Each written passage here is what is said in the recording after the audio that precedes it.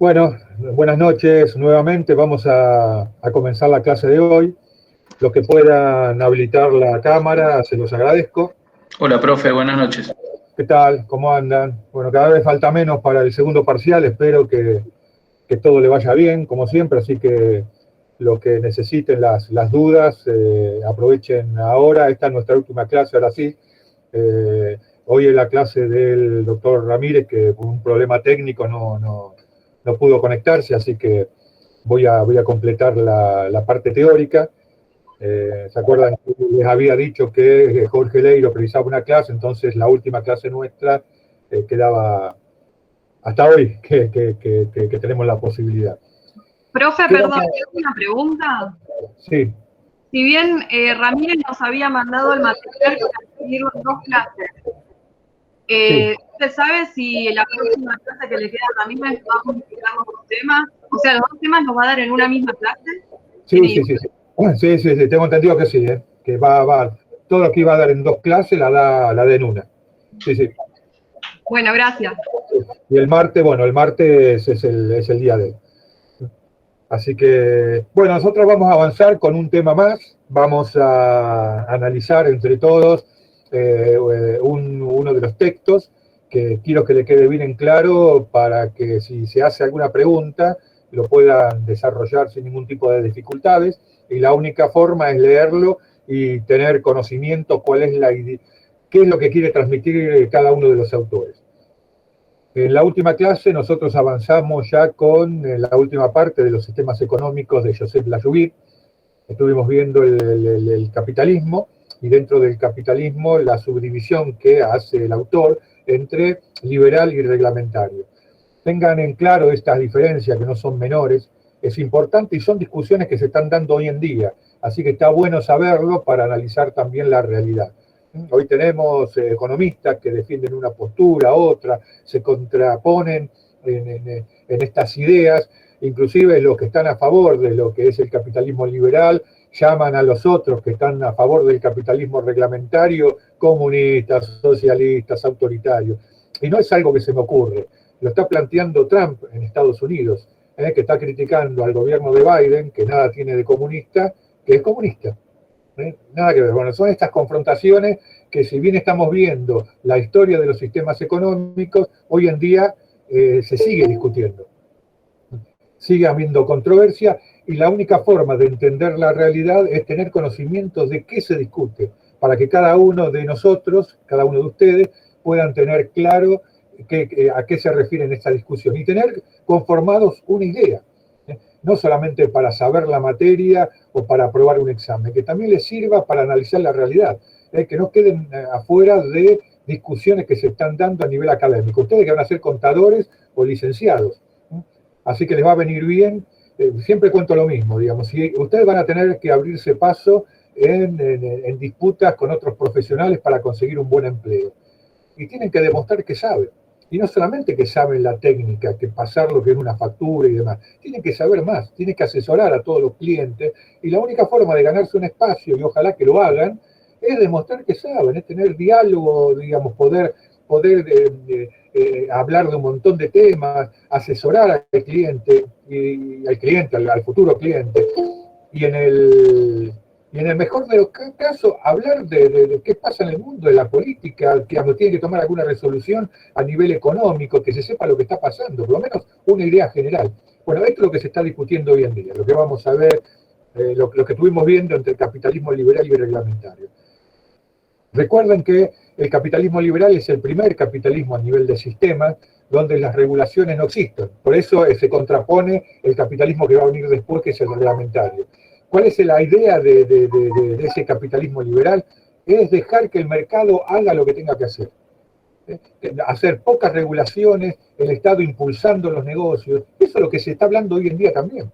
Parece mentira, pasaron 50, 100 años y seguimos hablando de los mismos temas. Y no está resuelto, no se sabe bien cuál es la solución. Entonces, ese primer capitalismo liberal, lo que hace es promover la economía demostrando que el Estado regula poco. ¿Por qué? Porque el objetivo es que las fuerzas del mercado hagan su trabajo. La idea general de Adam Smith, que después lo vamos a ver. El otro, el capitalismo reglamentario, recuerden que aparece con la crisis del 29. Esa crisis que va a golpear a toda la economía. Fíjense hoy, con la pandemia, cómo están las economías. Hay problemas en todas eso lo saben, lo leen, tienen conocimiento, miran la televisión, escuchan algún programa de radio, analistas, economistas que dicen una cosa, dicen otras. Bueno, eso es lo que está pasando. En el 29 fue algo similar, pero solamente económico. Quebraron empresas. La gente, parte de los empresarios se suicidaban porque no podían tener soluciones a las deudas que se iban generando. Y esa crisis del 29 afectó a todos los países del mundo, en mayor o menor medida. Y lo que dice la Yugui es que se salvaron dos países, Japón y la Unión Soviética. Es la vieja Unión Soviética ya desaparecida. La Unión Soviética tenía un sistema colectivista, nada que ver con el capitalismo. Y eso también ténganlo en cuenta, porque también lo vimos en la clase anterior. ¿Cómo se maneja el colectivismo? ¿De qué manera? Unas decisiones centralizadas. Ahí no juega el mercado, ahí juegan otras cosas. El objetivo no está puesto en el individuo, sino en la sociedad. Un claro ejemplo es Cuba hoy en día, Corea del Norte. China en una transición que no se sabe bien cómo va a seguir, pero son sistemas centralizados, colectivistas. China es un caso especial, también les dije. Es un sistema que tiene es un sistema político de partido único. ¿Cuál es el partido que maneja la economía y la sociedad china? El Partido Comunista Chino. Un solo partido. Ahora, Estados Unidos no le pone sanciones como a Nicaragua, no le pone sanciones como a Venezuela, no le pone sanciones como a Cuba. Y sin embargo, los chinos tienen un solo partido, no puede haber oposición. Tiene un comité central del Partido Comunista Chino que define cómo va a ser la política, también en periodos quinquenales, como pasó en la Unión Soviética, en el libro de la Yugui, que no lo vamos a ver, pero sí tengan en claro eso, que la organización económica que se da en los países colectivistas conocidos son con planes, en general son planes quinquenales. Esos planes quinquenales, ¿qué es lo que demuestra? ¿Cuál es el objetivo? Es tener un plan de acción en el corto, mediano y largo plazo. Y en la Unión Soviética tenían incluso una proyección a 25 años para adelante. Son planes quinquenales que en la Unión Soviética tuvieron mucho éxito los primeros. Tengan en cuenta también que la Unión Soviética, la Revolución Rusa se da en el año 1917 y en los años 50 le disputa el poder económico e industrial a los Estados Unidos. De una economía casi agraria, feudal casi, después de la revolución hacen todo un desarrollo económico, industrial, que le discute el poder a los Estados Unidos. Estaba el bloque de Estados Unidos, con todos los países occidentales, Europa occidental entre ellos, y todo el bloque soviético, con Europa oriental. Lo que sabemos de fútbol, ya que hoy está la Copa América, y no hablando de la Copa América, sino hablando de la Eurocopa o la Copa Mundial, existían dos Alemanias. Cuando se juega, existían dos Alemania y cada uno tenía su propio equipo de fútbol. Alemania Federal y Occidental. La Alemania Federal era la occidental. Y la Alemania oriental era la otra. La otra era la Alemania democrática u oriental. Bueno, existía. ¿Por qué? Y porque estaba dividido. Después de la Segunda Guerra Mundial, el bloque soviético avanzó sobre el oriente europeo, sacando a los nazis, y los Estados Unidos avanzó sobre el este europeo, sacando a los nazis también. Y confluyeron en Berlín, donde después se instaló el muro y demás, toda esa. No viene al caso. Entonces tengan en cuenta esa lucha que se da entre un sistema capitalista y el sistema colectivista. Uno pone el acento en el individuo, la capacitación, el empuje, el desarrollo personal, todo lo que nosotros conocemos hoy en día. Y el otro pone el acento en la sociedad. El desarrollo vale si vale la sociedad. Les di un ejemplo en la última clase con respecto a Cuba, que más allá de las críticas que le podemos hacer a Cuba, a China, a Corea del Norte o a quien sea, del sistema colectivo, más allá de eso, no hay país latinoamericano que le pueda hacer sombra al desarrollo científico y médico de los cubanos. No el país latinoamericano. Y más o menos Estados Unidos.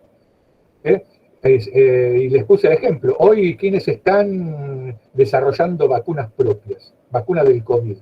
¿Quiénes están desarrollando? La Argentina puede desarrollar con tecnología rusa, o con la de AstraZeneca de Oxford.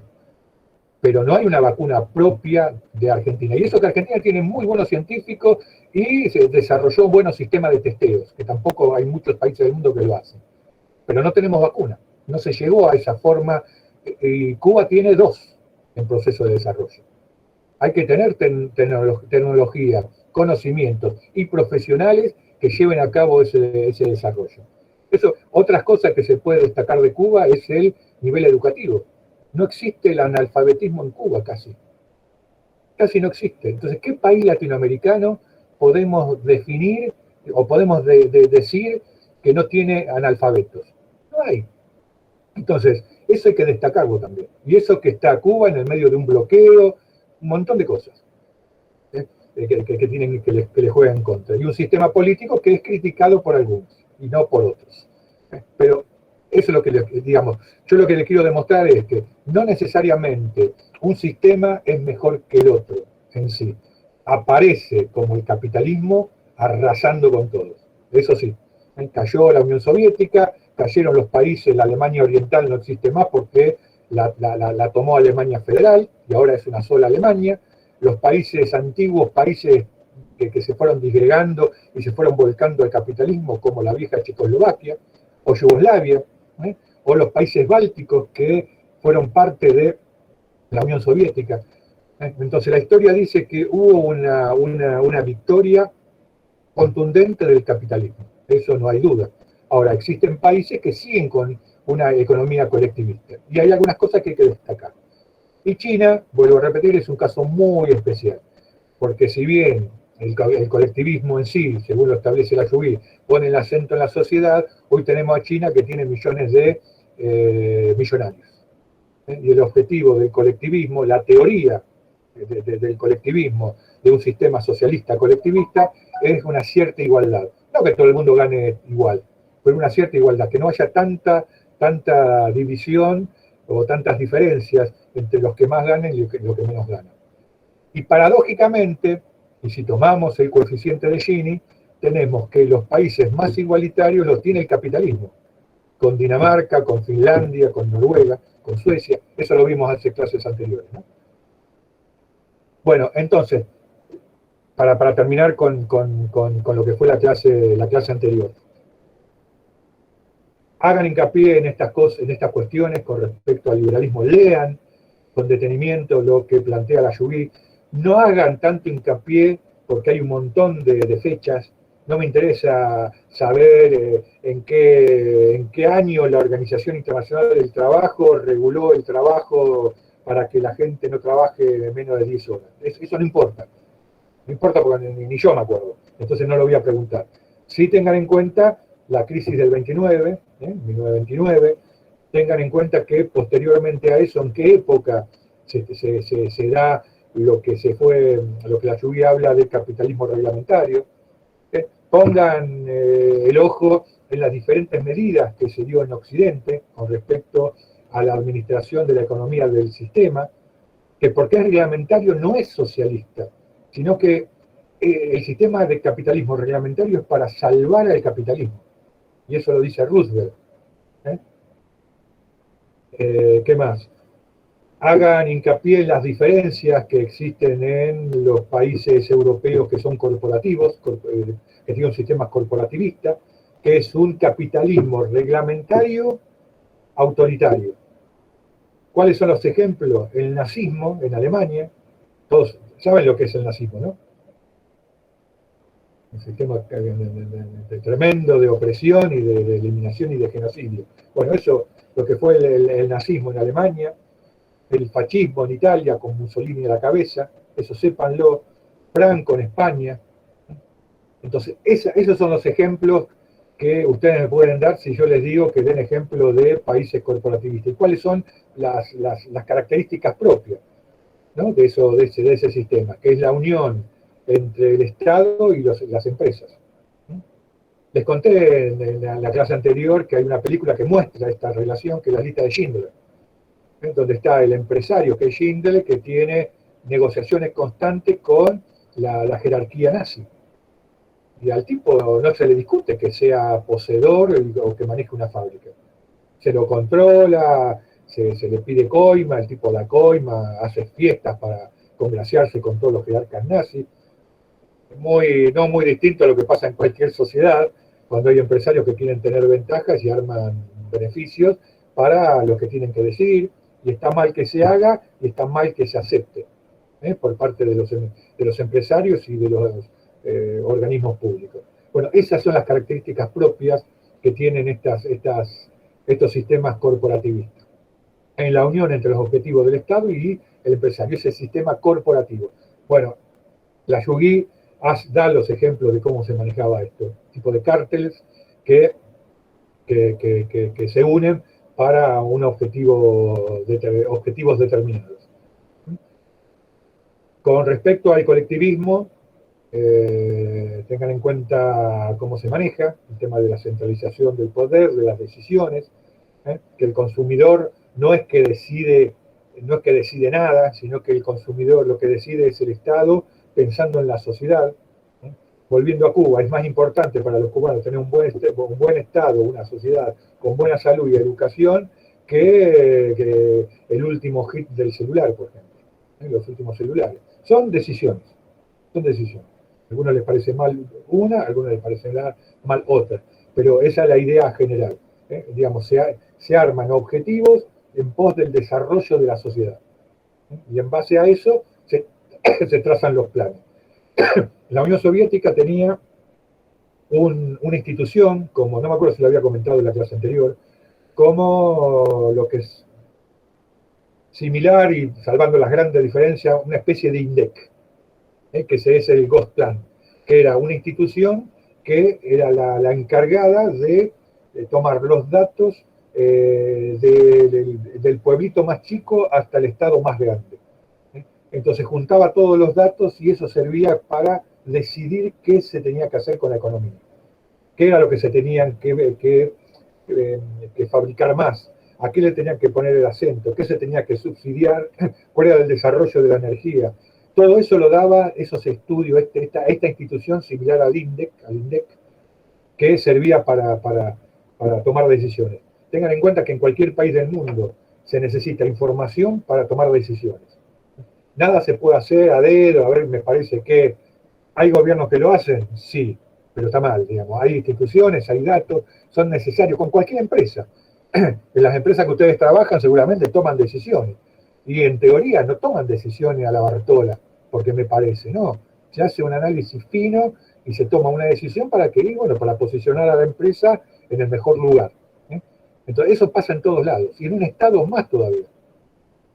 Por eso hace falta buenos profesionales, y ojalá que los buenos profesionales, si el día de mañana ustedes se reciben, puedan ejercer su buena labor, quizás en un organismo público. Y es importante tener en claro estas cosas.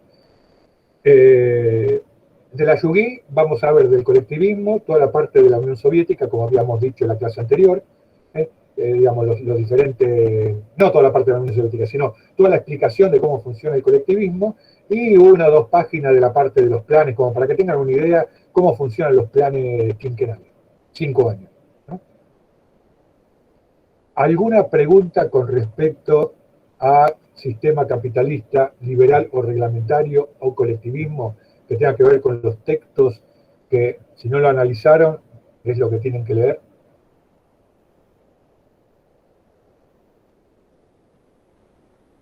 ¿Queda todo claro? Sí, profe. Bien, siempre le digo lo mismo. Pueden empezar, no sé cómo serán los exámenes, ahí uno lo va viendo en el momento, ¿no?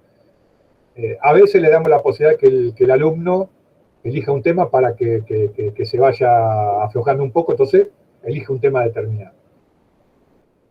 No siempre es así, a veces preguntamos nosotros y el alumno tiene que contestar. En una forma u en otra, ese embromado está tranquilo, eso lo entiendo. pero traten de estar lo más tranquilo posible. Si les toca un tema, elijan un tema que lo puedan desarrollar de pe a pa, que nosotros le digamos que no hablen más. Y eso está demostrando que empiezan sabiendo. Eso es un buen punto. Y si uno les pregunta y saben, hablen todo lo que puedan. Todo lo que puedan. El oral, ya les dije la otra vez, tiene la gran ventaja en que si están resbalando, una repregunta del profesor los puede volver a la senda. Esa es la gran ventaja. La gran desventaja es que, claro, están enfrente de 3 profesores y eso entiendo que se pongan nerviosos. Eso es así, me ha tocado y no es fácil. Así que traigan temas preparados por las dudas, lean todo, digamos, hagan memoria en las partes más importantes de cada uno de los puntos de toda la materia, la parte teórica y la parte técnica. Así que bueno, no le digo más eso, ya se lo dijo un montón de veces. Pasemos a lo que va a ser la clase de hoy entonces. Lo que vamos a ver hoy son las diferentes grados de integración económica.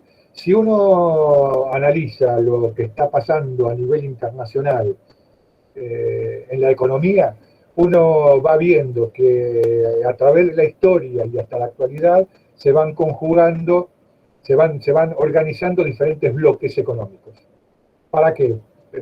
Esos bloques económicos lo que trata es impulsar la economía de los países que conforman ese bloque económico. Un ejemplo claro de lo que pasó en la historia de estas integraciones es la Unión Europea. La Unión Europea, nosotros hoy sabemos que está integrada por X cantidad de países, creo que son 29 países, 28, 29 países, con la ida del Reino Unido el año pasado, pero que en su interior esa cantidad de países que integra la Unión Europea provocan que entre ellos tengan ventajas económicas. No hay aranceles entre ellos, hay libre circulación de la mercadería, hay libre circulación de las personas. Si uno iba a Europa hace 50 años atrás y tenía que ir desde Portugal hasta Ucrania o la Unión Soviética, cada vez que pasaba una frontera tenía que sacar el pasaporte. Demostrar que el pasaporte estaba al día, y demás. Así que si pasaban por 5 o 6 países, tenía que hacer el trámite 5 o 6 veces. Hoy eso no es así. Hoy uno ingresa a la Unión Europea, muestra a cualquier país, puede ser España, Portugal, Francia, cualquier país. Ingresa mostrando la documentación correspondiente y se puede mover libremente entre todos los países. No importa cuál sea. Va de Portugal a España, España a Francia, Francia a Alemania. Está todo libre, uno circula libremente. Y también circula libremente las monedas. Antes existía la peseta en España, hoy está el euro. Existía la lira en Italia, hoy está el euro. El franco en Francia, hoy está el euro. Y así podemos ver cada uno de los países que conforman la Unión Europea. Unión Europea. ¿Cómo se llegó a eso? Y trabajosamente. No fue fácil. Fueron aunando voluntades. 2 países, empezaron Francia y Alemania, y solamente para un sector de la economía, que es la producción del hierro y el acero. Y esa primera conformación que se dio en los años 1950, esa primera unión de esos 2 países para una producción determinada, se fue ampliando, y hoy es una de las mayores regiones que están integradas y que tiene un peso importante. No es lo mismo que España negocie por sí sola ciertos acuerdos económicos con Estados Unidos que lo haga toda la Unión Europea con los Estados Unidos.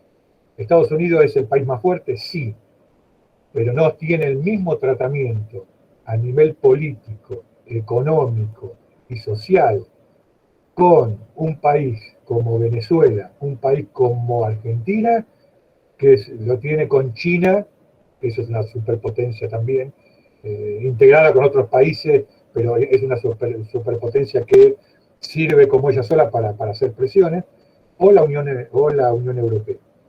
España es un país chico, con la Unión Europea es un país grande. Lo mismo Alemania, que es la locomotora de Europa, sirve que esté integrado con otros países. Eso llevó su tiempo y tiene sus ventajas y desventajas. Tiene una gran ventaja, que es que esa integración hace que se dinamice la economía y que sirva para presionar a otros países para conseguir mejores ventajas con terceros.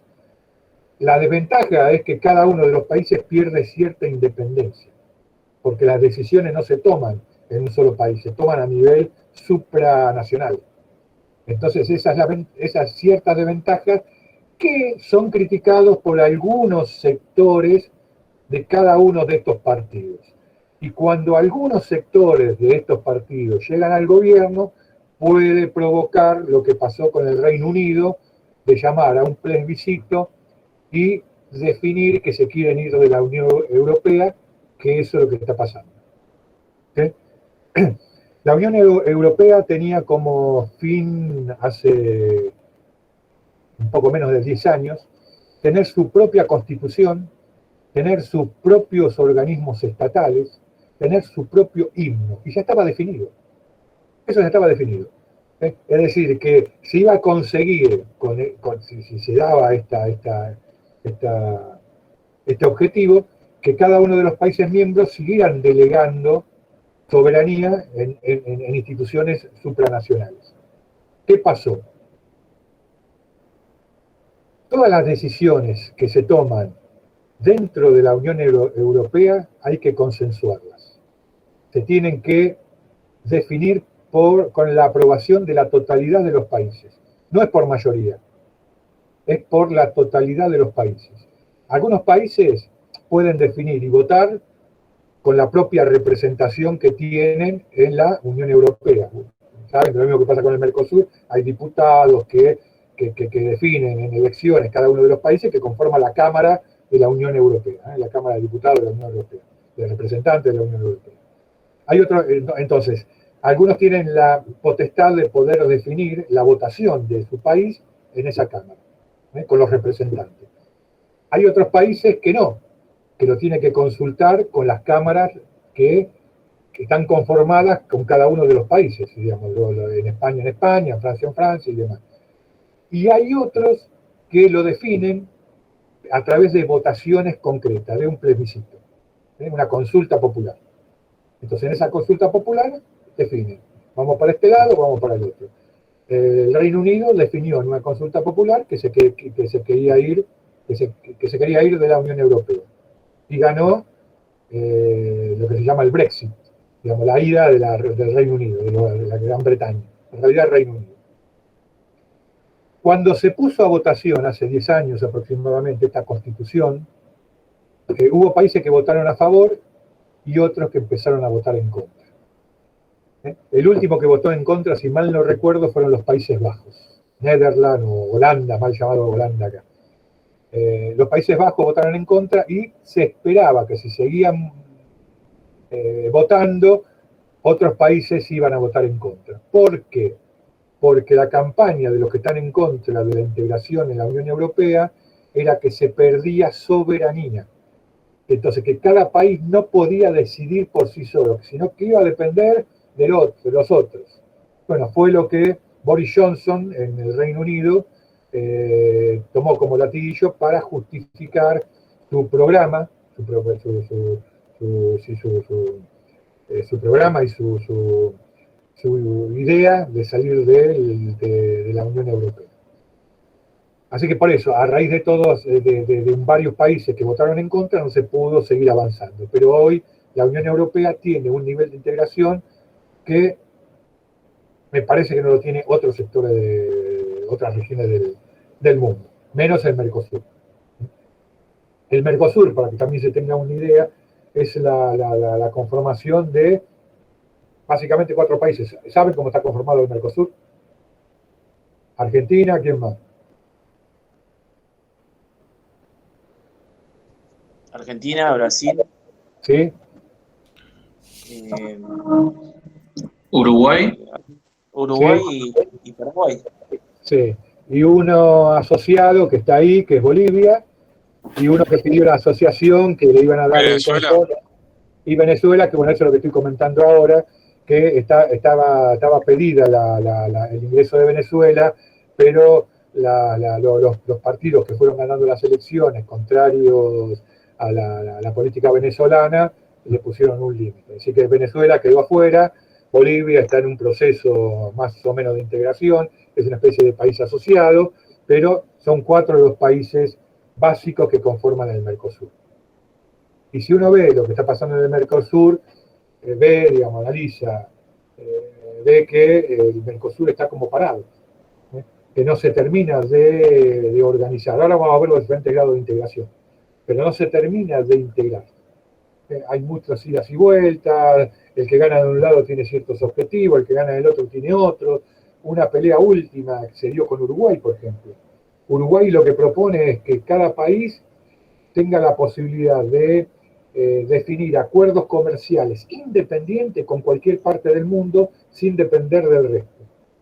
Entonces, Uruguay quiere una asociación con Estados Unidos y no lo puede hacer porque Argentina no quiere. Entonces, está esta disputa constante. Bolsonaro en Brasil está ahí en el medio. Está ahí en el medio. A Brasil mucho tampoco le conviene porque tiene una relación política mala, pero comercialmente bastante buena con Argentina por todo lo que le compra a Argentina y le vende. Entonces ahí hay ciertos beneficios de ambos lados. Entonces, esas indefiniciones que se están dando en el Mercosur hace que el Mercosur a veces vaya para atrás, a veces avance un poco. Casi todos los países del mundo tienen están representados o forman parte de organismos también internacionales, ¿no? El Fondo Monetario Internacional es uno, el Banco Mundial es otro, las Naciones Unidas es otro, la Organización Mundial de Comercio es otro. ¿Todos conocen esos organismos? A ver, vamos a preguntar. Ariadna Cepeda, ¿qué organismo conoces de estos 4?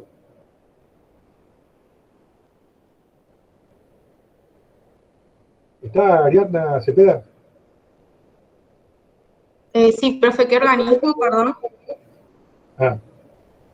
Hay una serie de organismos públicos, ciertos organismos internacionales, mejor dicho, que Argentina forma parte. Había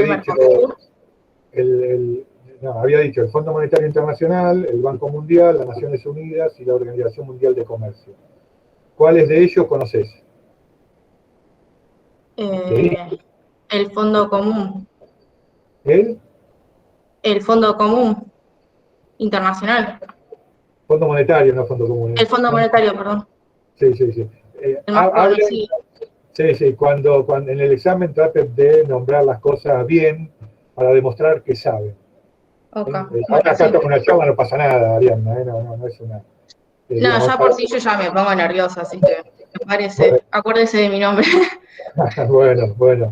Bueno, ¿qué otro? Fondo Monetario, ¿cuál es otro? ¿Conocen? ¿Quién conoce al Banco Mundial? ¿Si han sentido nombrar o no al Banco Mundial? Sí, también. Bueno, a ver, ahora voy a preguntar a otro. A ver, las Naciones Unidas, sí. La Organización Mundial de Comercio. Nicolás Lara. ¿Lo conociste? ¿Leíste algo? ¿Cómo? ¿Cómo, Nicolás? El resto. Uy, te escucho muy entrecortado. Sí, es como que se apaga el micrófono. A ver ahora. Bueno, no se escuchó. Bueno, vamos para que se entienda cómo funcionan esto, un poco en forma de cuento. Hay un texto muy interesante, no lo vamos a tener en cuenta en el examen, pero sí me gustaría leerlo para que vean cómo Eduardo Galeano, que ya estuvimos analizando algún texto de este gran escritor uruguayo, cómo explica cómo funciona estos organismos públicos, estos organismos internacionales más que nada. Entonces, un poco en forma no técnica, sino de una forma distinta de explicar, que me parece interesante llevarlo como para que se entienda. Después vamos a ir a los detalles técnicos de los grados de integración. ¿Qué nos dice Galeano? ¿Cómo funciona el Fondo Monetario Internacional y el Banco Mundial?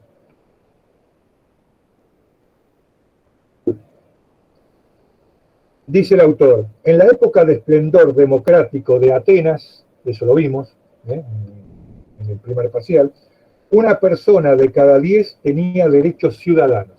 Una persona cada 10. Las otras 9, nada.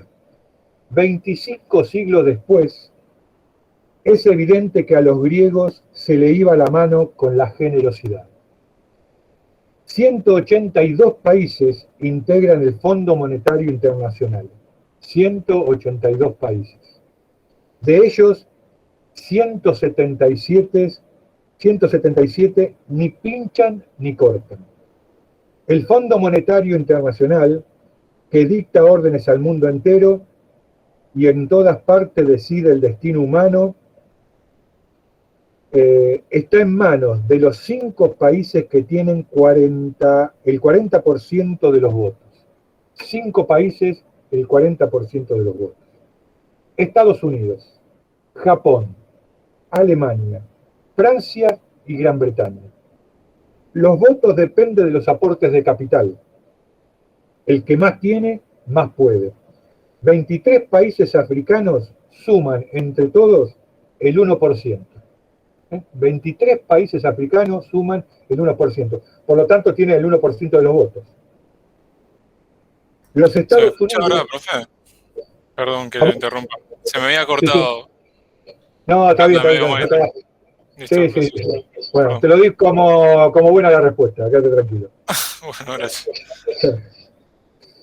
Pero Estados Unidos dispone del 17%, tanta cantidad de países africanos el 1%. La igualdad de derechos traducida a los hechos. El Banco Mundial, hermano gemelo del Fondo Monetario Internacional, recuerden que el Banco Mundial es el que impulsa el coeficiente de Gini, el que hace el estudio de la distribución de la riqueza. Bueno, repito, el Banco Mundial, hermano gemelo del Fondo Monetario, es más democrático. No son 5 los que deciden, sino 7. 180 países integran el Banco Mundial. De ellos, 173 aceptan los que mandan los 7 países dueños del 45% de las acciones del banco. Estados Unidos, otra vez, Alemania, otra vez, Japón, otra vez, Gran Bretaña, Francia, Italia y Canadá. Los Estados Unidos tienen, además, el poder de veto. ¿Qué es el poder de veto? A ver, espera. ¿Estefaní le iría? Sí, poder rechazar un proyecto de ley sería vetarlo. Muy bien. O poder no aprobarlo. Muy bien. En este caso, muy bien. En este caso, el poder de veto significa que si están todos los países queriendo hacer algo y los Estados Unidos no quieren, lo vetan. Tiene ese poder, que es un poder extraordinariamente antidemocrático. ¿Sí? Entonces tenemos el Banco Mundial y el Fondo Monetario Internacional. Vamos a ver qué pasa en las Naciones Unidas. El poder de veto, acá volvemos, significa en buen romance todo el poder. La Organización de las Naciones Unidas es algo así como la gran familia que nos reúne a todos. En la ONU, los Estados Unidos comparten el poder de veto con Gran Bretaña, Francia, Rusia y China. Los 5 mayores fabricantes de armas que a Dios gracias velan por la paz mundial. Eso en tono de risa, ¿no? Obviamente. Estas son las 5 potencias que toman las decisiones cuando las papas queman, en la más alta institución internacional. Los demás países que tienen la posibilidad de formular recomendaciones, que eso sí, no se le niega a nadie. Fíjense, ¿cuál es el pedido más importante que hace la Argentina hace un montón de años en las Naciones Unidas. Van los presidentes, van los ministros, especialmente el ministro de Relaciones Exteriores. ¿Cuál es lo que pide la Argentina hace años?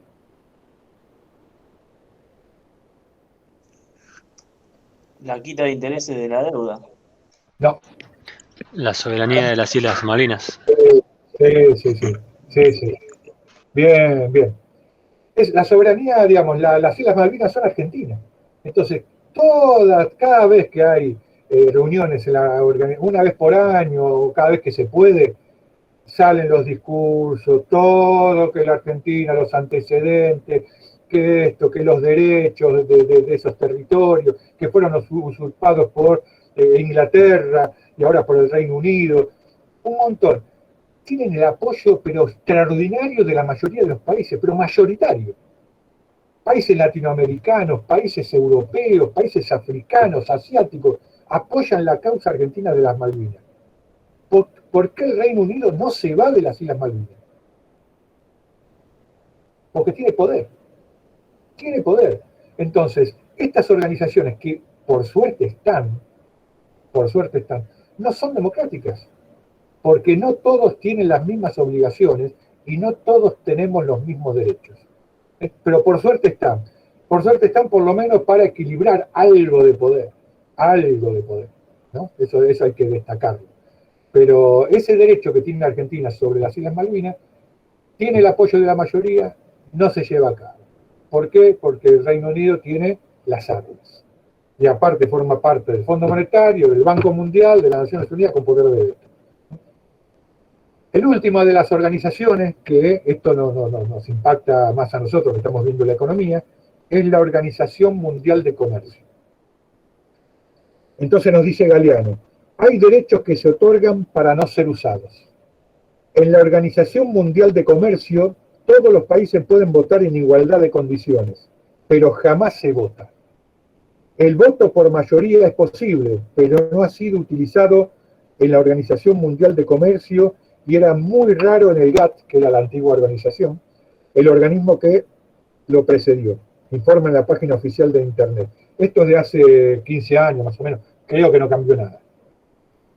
Las resoluciones de la Organización Mundial de Comercio se toman por consenso, a puertas cerradas, que si no recuerdo mal, dice el autor, era el sistema utilizado por la cúpula del poder estalinista para evitar el escándalo de la disidencia, antes de la victoria de la democracia en el mundo. Así, la Organización Mundial de Comercio ejecuta en secreto, impunemente, el sacrificio de centenares de millones de pequeños agricultores, en los altares de la libertad de comercio, no tan en secreto ni tan impunemente. Sin embargo, hasta hace poco nadie sabía, bueno, acá da una serie de explicaciones que hay movimientos que están en contra de la Organización Mundial de Comercio y de sus regulaciones. ¿Por qué? Porque obliga de alguna manera a todos los países a aceptar sus reglas de juego.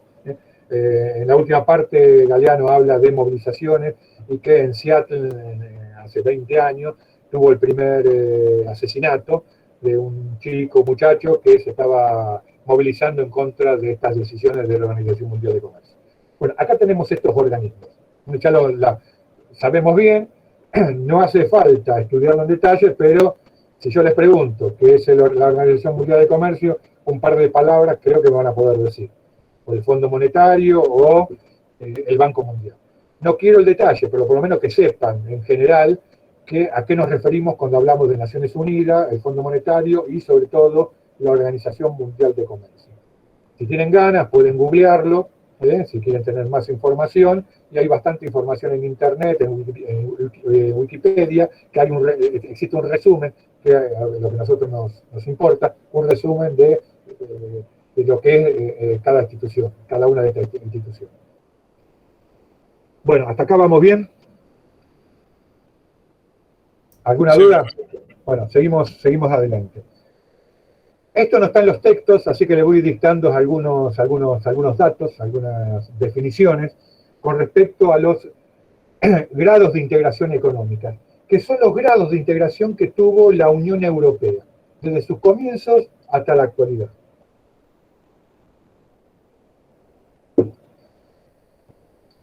El primer grado de integración económica, y estos 5, ténganlo bien en claro. No hay mucho para hablar en sí, pero hay ciertas definiciones que les va a venir bien tenerlas en cuenta. El primer nivel de integración es el área de preferencias comerciales. Área de preferencias comerciales.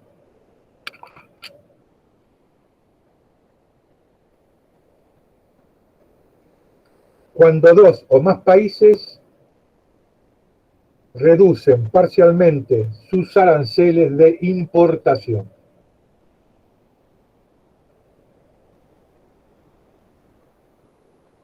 Cuando 2 o más países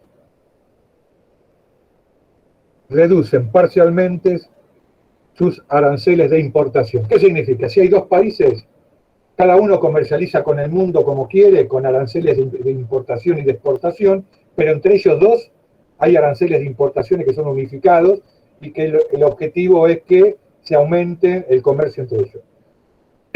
¿Queda claro? Ese es el primer nivel de integración. Entre 2 o más países.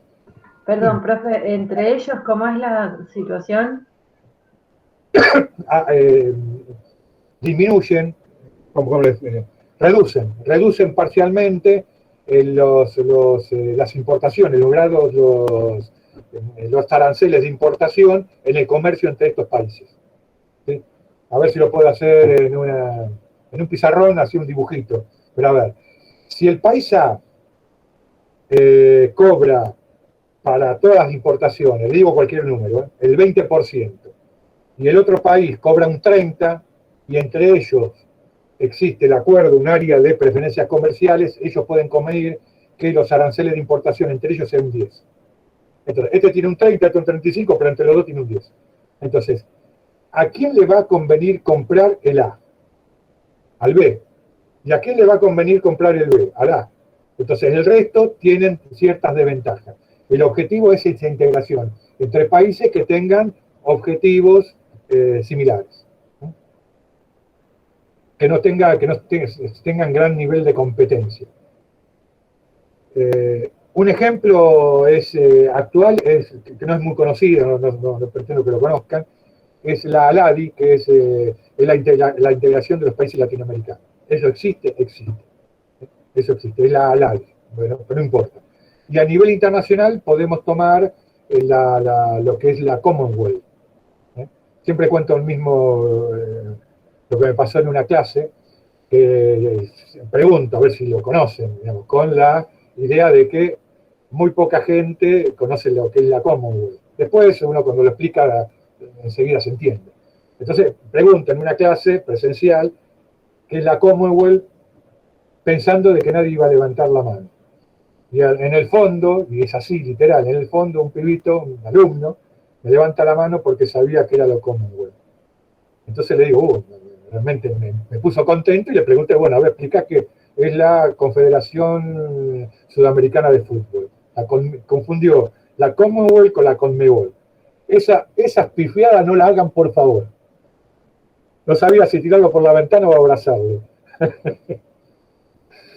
Pero la Commonwealth es la relación comercial que tiene el Reino Unido con sus antiguas colonias.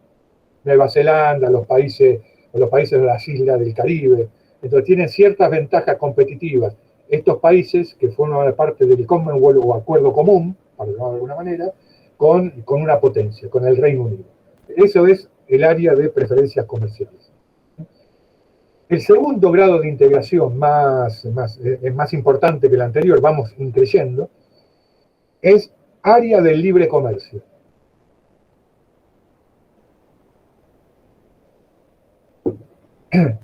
Cuando 2 o más países suprimen sus aranceles y demás restricciones al comercio, pero las mantienen con respecto al resto del mundo. Repito, 2 o más países suprimen sus aranceles y demás restricciones al comercio, pero las mantienen respecto al resto del mundo. Un ejemplo es lo que se llama el NAFTA, que es el acuerdo de libre comercio entre Estados Unidos, Canadá y México. Entonces, volviendo al ejemplo anterior, si son dos países, digamos, no disminuye, sino se eliminan todo lo que tenga que ver con el comercio entre ambos, pero cada uno es independiente con respecto a qué hacer con el resto, con terceros países. Este sigue cobrando 35 y este el 30, por decir un ejemplo. El tercer nivel de integración es la unión aduanera. Unión aduanera. Además de abolir sus aranceles, unifican el tratamiento con respecto al resto del mundo, adoptando un arancel externo común. Vuelvo a repetir.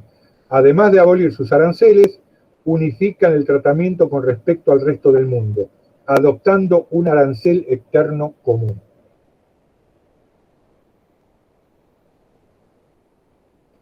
Volviendo al mismo ejemplo, no solamente hay una unificación de aranceles para el desarrollo económico entre ambos países, sino que los dos países con respecto al tercero unifican criterios. Este no cobra 35 y este 30, sino se ponen en un acuerdo y los dos cobran 35, los dos 30, los dos 33 o lo que sea, pero unifican el tratamiento. Se dan cuenta que en la medida que vamos avanzando hay una integración mayor de estos países. El cuarto es el más conocido. Profe, un ejemplo de este último sería el Mercosur. Bueno, lo iba a decir más adelante, pero el Mercosur está entre esto, que es la Unión Aduanera, y el mercado común que viene ahora. El dato concreto para la Unión Aduanera es el grupo andino. Chile, Perú, que tienen ciertos acuerdos entre ellos. Pero el Mercosur, que a veces va para adelante, a veces va para atrás, se mueve entre lo que es una unión aduanera y un mercado común. De hecho, el Mercosur se denomina Mercado Común del Sur, por eso Mercosur. ¿Qué es el Mercosur entonces? ¿Qué es el mercado común? Es una unión aduanera que además permite la libre circulación de las personas y el capital. Es una unión aduanera que además permite la libre circulación de las personas y el capital. Entonces, el Mercosur, a veces está más para este lado y a veces más. Si nosotros leemos los diarios, estamos encima de ciertas informaciones a nivel económico y cómo se va desarrollando el Mercosur, vemos o nos enteramos que a veces hay conflictos bastante complicados, muy complicados, con los autos, y a veces van misiones argentinas a Brasil y a veces vienen misiones de Brasil a la Argentina para tratar de llegar a acuerdos entre ambos. Pero tengan en cuenta que el Mercosur, lo mismo que en Europa, cualquier integración económica, significa discusiones con cada uno de los sectores económicos que conforman cada uno de los países. Entonces, hay intereses que se contraponen y a veces hay muchas fricciones que hacen que todo el tema de la integración esté bastante frenado. Pasa en Europa también, lo que pasa es que ellos están mucho más integrados y ven mucho más beneficios que nosotros con el Mercosur, en principio. Un ejemplo de mercado común era la antigua Comunidad Económica Europea, que así se llamaba lo que hoy es la Unión Europea. Entonces tenemos área de preferencias comerciales, área de libre comercio, unión aduanera, mercado común y la última que es la unión económica. Esta unión económica es lo que hoy es la Unión Europea. Es un mercado común con políticas fiscales, monetarias, socioeconómicas unificadas. Repito, es un mercado común con políticas fiscales, monetarias y socioeconómicas unificadas. ¿Existe un banco central en España? Sí. ¿En Francia? Sí. ¿En Italia? Sí. Y así en todos los países europeos. ¿Quién tiene la manija? El Banco Central Europeo. Es una institución que está por arriba de los países, que es el que toma las decisiones monetarias. El Banco Central Europeo. Por eso las políticas fiscales, monetarias y socioeconómicas están unificadas. ¿Hay una moneda común? Sí. ¿Hay políticas fiscales en común? Sí. ¿Hay subsidios que dan el Banco Europeo a los países que tienen problemas? Sí. ¿Les cobra? También les cobra. Pero tiene la gran ventaja que son miembros de una zona económica bastante rica. Estoy escuchando una noticia el otro día por televisión en un canal europeo, donde se está pensando que el Banco Europeo destine no sé cantidad de millonada de euros para aquellos países europeos que tengan problemas por el tema del COVID. Entonces hay ayudas económicas, ¿no? Aparte que son países mucho más integrados, son países mucho más fuertes desde el punto de vista económico. La Unión Europea se dio en el año 92, 1992. No es para que me lo digan, es para que lo sepan nada más. Entonces acá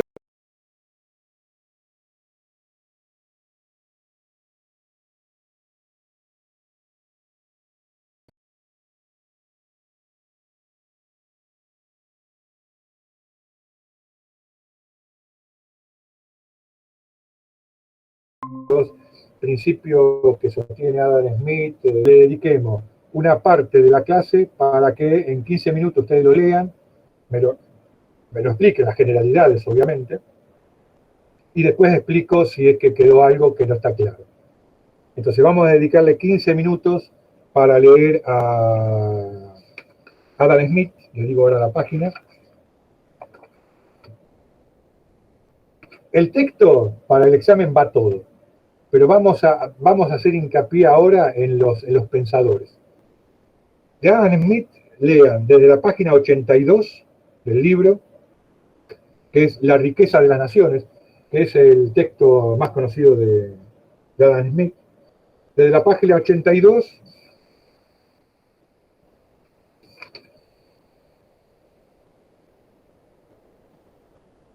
a la 85.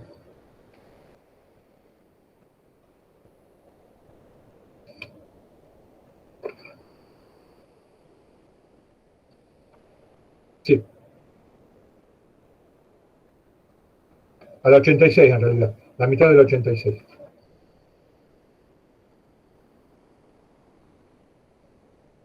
Son y 42. Menos 5. Yo no me voy, sigo acá, voy a leer junto con ustedes. Si sale alguna duda, me la preguntan. Y si no, tratemos de leer para que los últimos 5 minutos, 10 minutos antes de las 9 podamos hacer un resumen.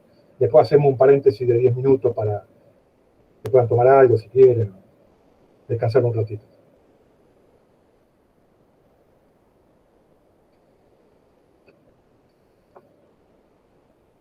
Parte es una introducción de cómo va evolucionando el sistema desde la producción, digamos, que no es a escala y artesanal, y la producción en serie. Pero bueno, terminemos acá con este texto, si no, no nos va a dar tiempo para analizar los otros dos. ¿Qué nos muestra acá el autor, Adam Smith? Nos muestra una nueva forma de producir, que es la producción en serie. Fíjense que en forma muy detallada y muy simple, hace la comparación entre lo que producirían, lo que pueden producir personas que hagan todo el producto ellos solos, como los artesanos. Él toma como ejemplo el alfiler. Y el valor agregado que le da Smith es que Adam Smith es que analiza cada una de las partes en que se tiene, digamos, el trabajo que tiene que hacer, cada una de las partes del trabajo que tiene que hacer para armar el alfiler. Y lo que dice, en definitiva, es que si esa división hace que cada persona cumpla una parte, se puede producir mucho más en serie. Y eso pasa en todos los laburos. En todos los laburos industriales, cada sección, cada persona tiene una tarea que hacer y se especializa en esa tarea. No hace todo, ni un alfiler ni un auto ahora. Entonces, ¿qué es lo que se consigue? Una división del trabajo. El trabajo se hace, no pone tanto el acento en la calidad, que también es importante, ¿no? Pero en la producción a escala, en gran cantidad de volúmenes de alfileres, porque en lugar de que cada persona haga un alfiler, cada persona hace una partecita. Entonces se multiplica, se potencia esa producción. Llévela en cualquier producto, del pasado y de la actual. Ustedes seguramente, los que tienen la suerte de tener un laburo y si están trabajando en la producción, van a ver que nadie hace todo. Si está trabajando en la industria automotriz, en cómo se arma un auto, y cada uno, cada sector se encarga de hacer algo. Y eso hace que el producto terminado se haga más rápido. Y también Adam Smith lleva esa relación al intercambio comercial internacional. ¿Qué nos dice? ¿Por qué un país va a tener que producir de todo si se puede especializar en lo que sabe hacer? Y si tiene el dinero, puede comprar lo que sea en el mercado internacional. Entonces, esa es la teoría básica de Adam Smith.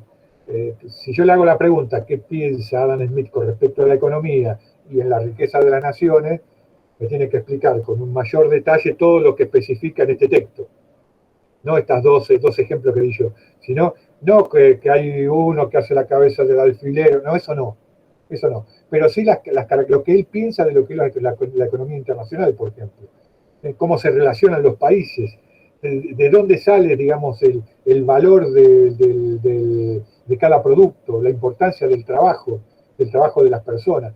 ¿Qué pasa con aquellos países que no tienen algún producto? Para Adam Smith, ¿qué hace? Digamos, ¿lo compra a nivel internacional? Sí, lo compra a nivel internacional. Entonces, no hace falta que todos los países hagan de todo. Le contesta Friedrich List, que lo vamos a ver después de una pausa. Pero lo que dice Adam Smith, y que hay muchos economistas hoy en día que siguen pensando así, y es un tema de discusión, un tema discutible, que un país no tiene que hacer. Algún economista decía, ¿ves este traje que yo tengo? Ese traje lo compré en España y me salió re barato. ¿Por qué lo tengo que comprar acá?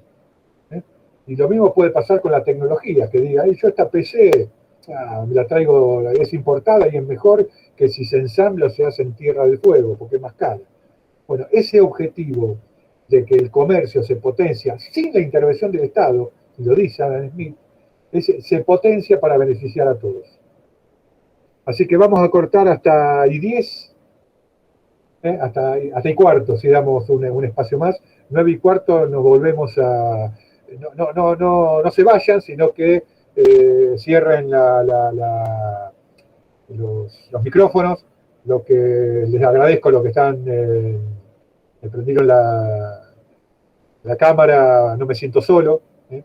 Así que les agradezco. Apáguenla y 9:15, 21:15 nos volvemos a conectar y vamos a trabajar sobre Friedrich List, que le responde a Adam Smith. Bueno, hasta luego. Hasta luego, gracias.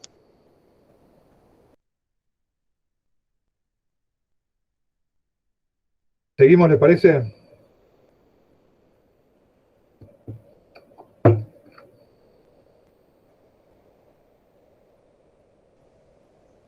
Sí, profe. Bueno.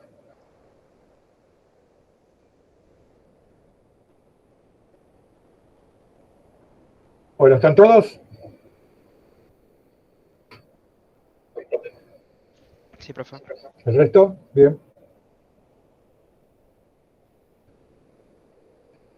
Bien. No se quejen que le dejé ver el primer gol. Esperemos que no nos empaten ahora. Bueno, vamos a seguir a ver si terminamos un ratito antes. No quiero extenderlo demasiado porque falta poco. Vamos a ver, vamos a analizar ahora qué es lo que dice Friedrich List. Así que vamos a leer. Esto es más corto, desde la página 86 hasta la 89.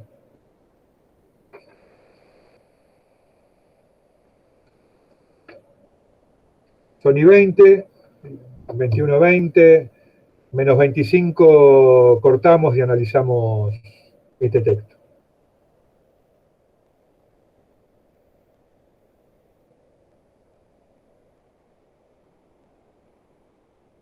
Varios abandonaron la clase.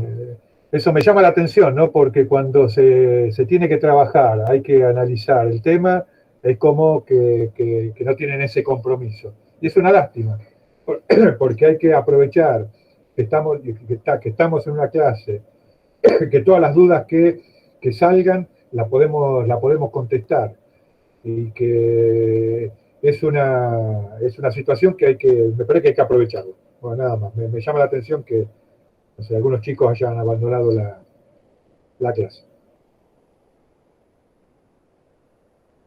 Profe, disculpe, Sí. página 86, ¿de la Sí, parte de arriba o la partecita de abajo? Porque tiene Sí. dos. Sí, está bien. Bueno, vamos a hacerlo más fácil. De la parte de arriba, que es la página original del libro, es de la 97 hasta la 103. Bueno, ¿Sí? sí.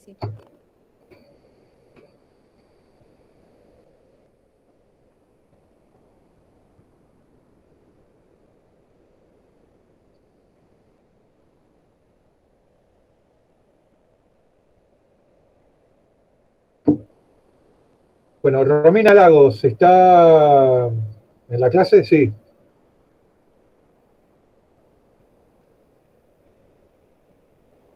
Romina Lagos.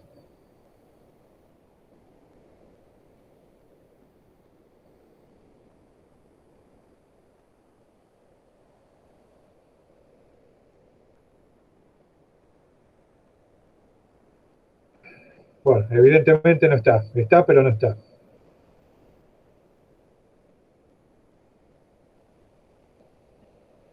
¿Está Romina?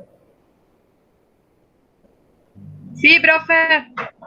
Bueno, ¿qué me puede decir de lo que sostiene Friedrich List en No, la primera parte? imposible, profe, porque estuve dándole de comer a mi hijo. Me corres con esa, no te puedo decir nada. No, Bueno, no le importa. miento. No, está bien, te estoy cargando. No Tiene te un hagas problema. año, apenas hago lo que puedo, profe. Bueno, no te hagas problema. Bueno, María Janet Correa. No al lado mío, estoy escuchando todo. No te hagas problema.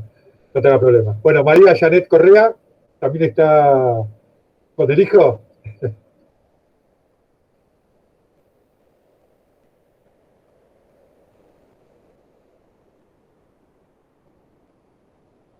Hola, María Janet Correa.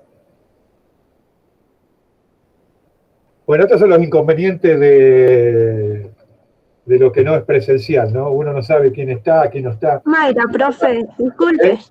No, Mayra. está bien. Bueno.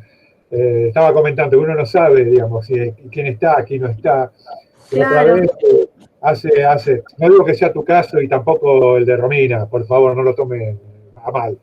Pero la otra vez que alguna vez cortamos a las 10 y pico de la noche y me quedé esperando. Y había dos personas que seguían. Corté porque seguían. Así que no sé si tuvieron mucho en la clase, no tuvieron. Uno depende de las buenas voluntades para tener un mínimo diálogo. Yo no lo estoy evaluando ahora, pero me interesa saber si se entendió el texto, que no sea tan monótono, porque si uno explica 3 horas seguido es muy monótono, no sirve tampoco, y me gusta también combinar entre lo que uno explica y lo que el alumno entiende o lo que el alumno interpreta. Por eso no lo hago con el fin de ver si saben o no saben, sino para que participen en clase. Y es una forma también de ir acostumbrándose a hablar y que los orales no sea un drama. Porque si te equivocás cuando yo te pregunto ahora, y no pasa nada. No podés contestar, no pasa nada. Pero bueno, me interesa que puedan participar algo. Bueno, Mayra, entonces, Mayra Janet, ¿qué me puedes decir del texto de Friedrich List? Habla de la libertad del comercio. Sí. ¿Critica o acuerda con Adam Smith con respecto al análisis que hace de la libertad económica? Acuerda con Adam Smith por la política del libre comercio. ¿Y en qué? ¿Están en todo de acuerdo? Entonces, por ejemplo, ¿en qué? No, están de acuerdo en lo de la división de trabajo. Bien. Ahora, si yo te hago la siguiente pregunta. ¿Friedrich List está de acuerdo en que haya una libertad económica independientemente del desarrollo de los países? Sí. Bueno, eso es no, por ejemplo. Bueno, No, profe. Profe, yo lo había leído, pero ahora tengo que volver a leer otra vez, por eso me cuesta un poquito. no, está bien, por eso les di unos 15, 20 minutos para que lean una parte, aunque sea. Sé Claro. que en 20 minutos no se puede leer mucho, pero Sí. queda claro en la primera página que Friedrich List es muy crítico de Adam Smith. Es muy crítico. Sí, sí, sí. Entonces, esta es una pregunta que puede ser de examen, por ejemplo. Es que Bueno. uno afirma algo que no es. Y entonces ustedes les tienen que decir que no es así. ¿Por qué? Por esto, por esto, por esto y por esto. Entonces, Profe, sí, yo lo leí igual. sí. Y lo que tengo entendido, por lo que me acuerdo, que Sí. contradice a Smith en el sentido de que el Estado debe regular, pero para que no compitan en igualdad de condiciones un país que está desarrollado con otros que están en vías de desarrollo. Claro, habla y pone el ejemplo de Alemania y bien Claro. el chat que me pusieron recién, está de acuerdo con lo que es la división del trabajo.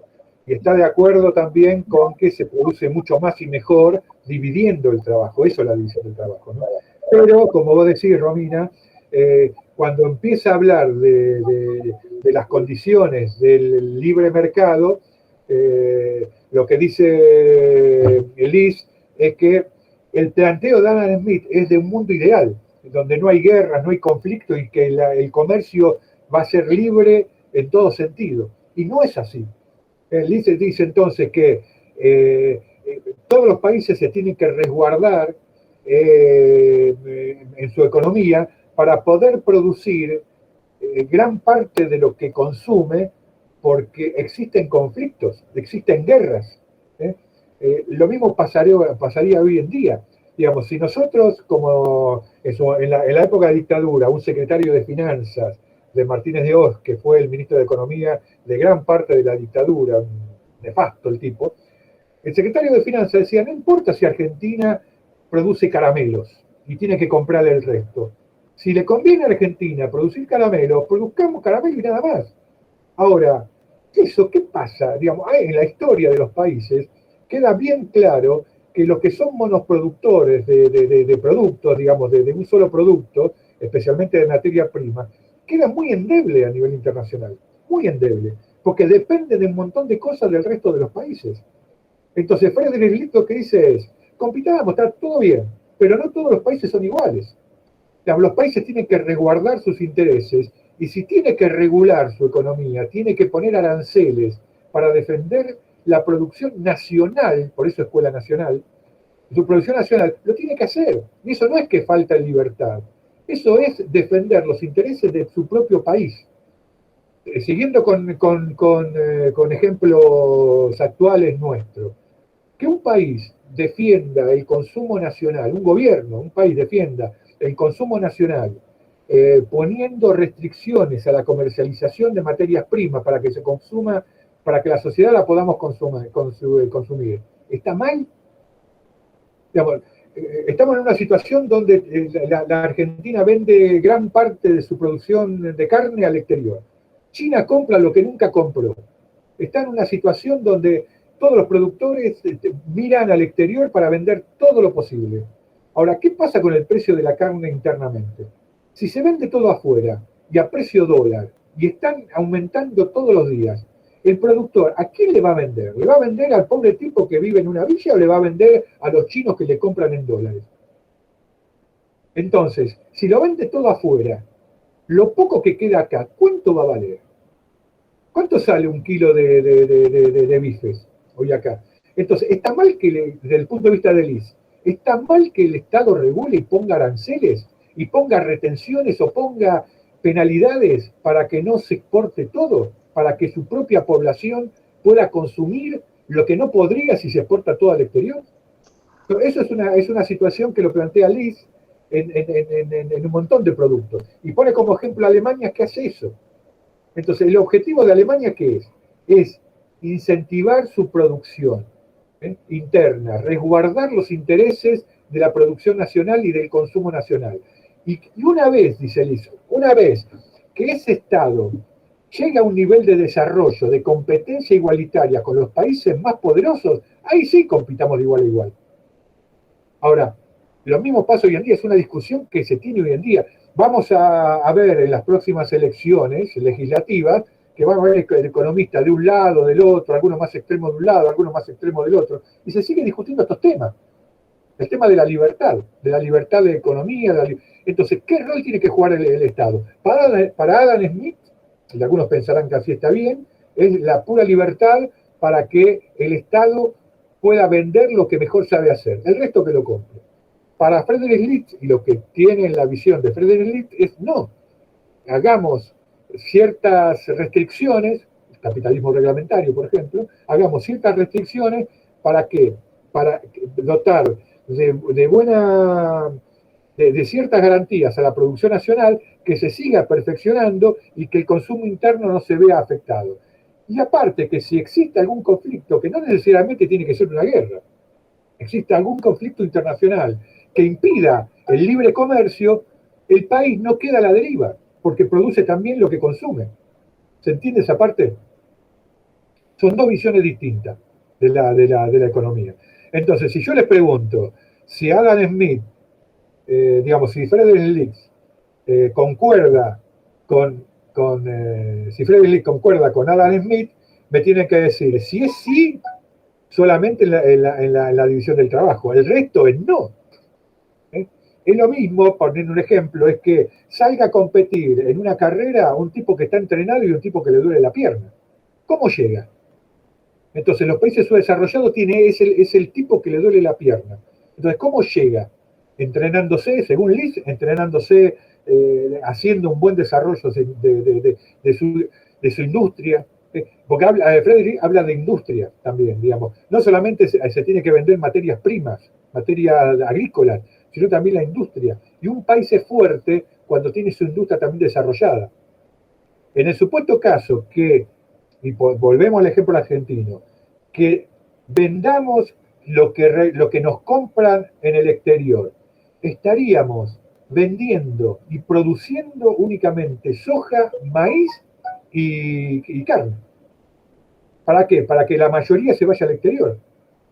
¿Y qué pasa con el resto de la industria? Sí, Romina. No, eso, en base a la destrucción de la industria nacional. Sí, claro. Entonces, tenemos a Adam Smith, tenemos a Friedrich List, y vamos a leer 10 minutos reales a las 10, voy a cortar porque no doy más de la voz, pero vamos a tomarnos 10 minutos para leer una parte de Karl Marx, que es una visión económica completamente distinta, pero es interesante conocerla. Es interesante conocer los planteos, pongan el acento a ver si llegamos en 10 minutos a lo que sería la plusvalía. ¿Qué es la plusvalía? Para Carlos Marx, y qué rol, a ver si lo dice acá, no me acuerdo.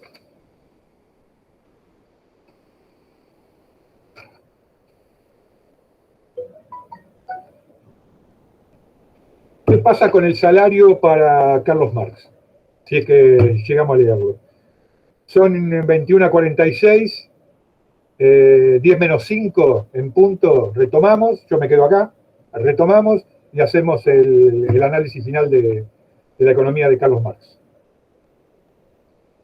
Terminemos con esta parte. Bueno, si leyeron la primera parte, sé que no habrán podido leer todo el texto, léanlo para el parcial, eso sí, pero se van a dar cuenta que ahí Karl Marx, lo que hace es cambiar el eje de la discusión. Ya no se hace relación al desarrollo económico, la libertad de comercio, sino hace hincapié en el valor del producto y la importancia del trabajo, que le da el valor al producto. Y en la plusvalía, sintéticamente, y no le voy a pedir en el parcial que me explique técnicamente cómo es la plusvalía, los chelines, nada de eso, pero es básicamente la apropiación del trabajo de los trabajadores. El empresario se queda con una parte de riqueza que la imprimen los trabajadores. Esa pequeña parte que se da a través de los días, los años, las horas, Esa es la gran diferencia que Karl Marx hace de esta economía, de esta este análisis que hace con respecto a la plusvalía. Marx le dedicó gran parte de su vida a estudiar y analizar la economía. Si alguno tuvo la posibilidad de leer una parte del Capital, son mamotretos así, impecables, y para analizar. Lo mismo que pasa con Adam Smith, digamos, son autores que sirven para crecer, para que le sirva a uno crecer intelectualmente. Leer a Liszt, leer a Carlos Marx, digamos, quizás no con la técnica, digamos, en el sentido técnico, de semejante mamotreto con un montón de fórmulas. Acá me dice Marisol que, claro, a ver, un segundo. El empleado produce más de lo que le pagan. Claro, es así. Se apropia de una parte de su producción. Entonces, ahí pone el eje Karl Marx. Y hace toda una relación en este texto para justificar por qué el sistema no funciona para los trabajadores, porque nunca van a poder llegar a ser distintos en una situación, en un capitalismo donde siempre dejan algo de su producción. Nunca le van a pagar lo que realmente produce, siempre le van a pagar menos. Y si uno hace el análisis en la actualidad, pasa eso. Digamos, si uno entra en los balances de las empresas que cada uno de nosotros trabajamos, vemos que cuando hay repartijas de ganancias, de dividendos, no tienen nada que ver con el salario que nos pagan.